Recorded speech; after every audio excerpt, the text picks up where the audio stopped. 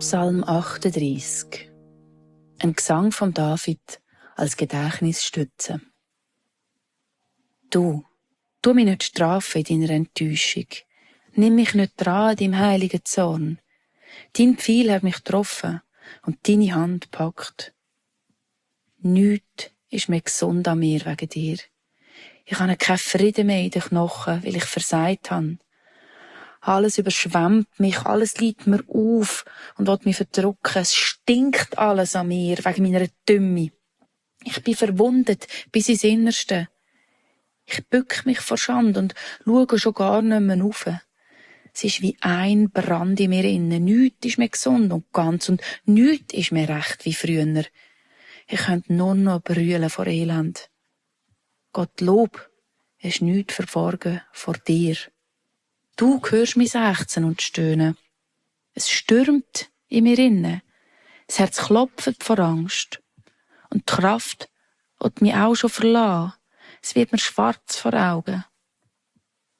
Auch die ich gern habe, sogar meine Freunde, gehen von mir weg und lassen mich stehen. Die Nächsten sind auch nicht mehr da. Und die noch da sind, möchten meinem Leben am liebsten ein Ende und wollen mich loshaben. Und ich muss schweigen und alles ertragen. Ich darf kein Maul auftun gegen sie. Muss tun, wie wenn ich es nicht hörte und nicht mehr reden könnte. Du aber hörst es. Darum hoffe ich auf dich. Du gibst mir schon noch eine Antwort. Du bist ja mein Gott. Darum sage ich mir jetzt, die sollten sich nicht zu früh freuen. Und gross tun, weil sie mich so geleitet haben. Ich sehe ja ein, was ich gemacht habe und trage schwer an dem allem und stehe dazu und streite es nicht ab. Die mich plagen, sind mir viel zu stark. Sie hassen mich ohne einen Grund.